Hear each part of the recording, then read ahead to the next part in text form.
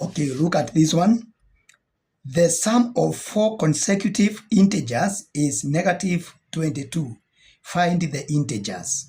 Okay, one thing you must understand is that we are told the sum of 4 consecutive integers, so they are following each other. We are not skipping in one and going to we are not skipping one and going to the other. They are following each other. Consecutive means we moving from 1, 2, 3, 4. We're not moving from 1, 3, 5. No, they're following each other. So that means suppose I give a letter to my first integer. I call it x. So the next integer will be x plus 1. The next integer will be x plus 2 because already I am moved already from 1 and 2. So the next fourth integer now will be x plus 3 because it will be this x plus 1, 2, and this one is there. I mean 1, 2, 3, sorry, not that. 1, 2, 3, okay? Yeah. So I get x plus 3. Integer, the first integer, x. The second one is x plus 1 because it is 1 e na e. Yeah, this one and this one. The third integer will be x plus 2 because it will be x, this one and this one. You get now to this one, okay? This one and another 2 because if you for example got like or you thought of like 5, 6, 7, 8. For me to get 6 from 5, I'm adding 1. So I'm adding this is equal to 5 plus 1. You see, my first integer is this one.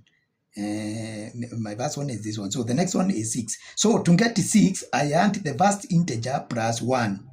Then when I get to the third integer, I get the first integer 5 plus 2 because 5 plus 2 is 7. You see, when I get to this other integer and my reference is 5, I get it's 8 is the same as 5 plus 3. 5 plus 3. That is all what I'm doing here. So, but now I don't know the integer, the first integer, so I'm using the letter x. Okay, the letter x. So this one I've used it just for your own understanding. So now the total of all these is what we are told now. The total of all these adding together is what we are now told is negative 22. So what I will do, I will total them together. I will total them together. X. How many are these? 1, 2, 3, 4. 4x plus 1 plus 2, 3 plus 3, 6. All this is equal to negative 22. So actually, it is testing on the formation of linear equation. This is testing students whether they know how to form a linear equation. So now I get 4x plus 6 equals negative 22. Now, for me to solve for the value of x, because here I need to solve the value of x so that I can get these integers. So what I do, I need to eliminate 6 from this side. I need to eliminate 6 from this side so that I'm left with the 4x only, the number that is carrying the unknown. So this, I'll do this. I'll say 4x plus 6 minus 6, because if I subtract 6 from this side, I will get 0 here. I'll get 0 here, and it is the 0 that I want. So if I minus 6 on this side, I also minus 6 on the other side. So I say minus 22 minus 6. Why?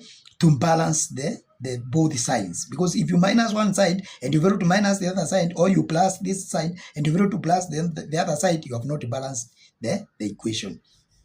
So this becomes now 4x plus 0 equals, come here, minus 22 minus 6. This is the same as I have andeni ya shilingi 22 na niko na ndeni ingine ya shilingi 6. Niko na ndeni ya shilingi 22 na niko na ndeni ingine ya shilingi 6. I have a debt of 22 shillings and I have another debt of 6 shillings. Remember, in my previous videos, I have said for your understanding, use negative always as a debt that you are having for you to be able to solve these negative integers without much challenges.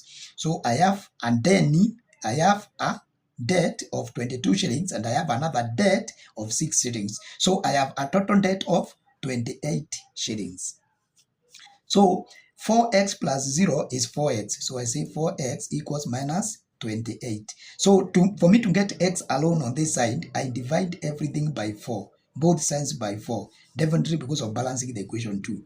So I cancel out 4 and 4 here. So I'm left with x equals divided by 4, 1, divided by 4, negative 7. Remember, negative over positive equals negative.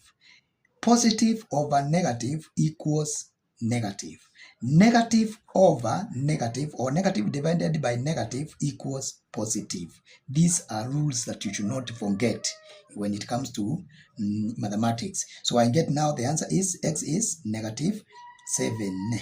I'm not through. I have to take negative 7 here so that I see all these integers, because the question asks find the integers, those integers that are consecutive, the 4 of them. So the first integer is negative 7 because it is the x. So the second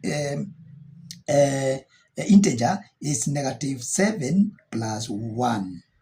Yeah, from here. The other integer is negative 7 plus 2. The other integer is negative 7 plus 3. So now I finish up by doing these operations. So I get negative 7, that's the first. The other one is I have I have a debt of 7 shillings and I have only 1 shilling. This positive is when is a plus. So it is what I have. It is what I have. It's not a denny. It's not a debt. It is what I have to use now to pay this. So if I have 1 shillings and I pay a debt of 7 shillings, I will not complete the debt. I will be left with a debt of 6 shillings. Then here again, I have a debt of 7 shillings, but I have 2 shillings. So if I pay, I will be left with a debt of 5 shillings. I have a debt of 7 shillings. If I pay 3 shillings, I will still be left with a debt of 4 shillings. So, and these are the consecutive now, the 4 consecutive integers. Remember, integers are whole numbers, both negative and positive, 0 included. So 0 is also an integer. Now you see from the number line, these numbers are all of them consecutive. From negative 7 you go to negative 6 when you are going on the right side. From negative 6 we go to negative 5, we go to negative 4. So they are consecutive. They are following each other, and that's all.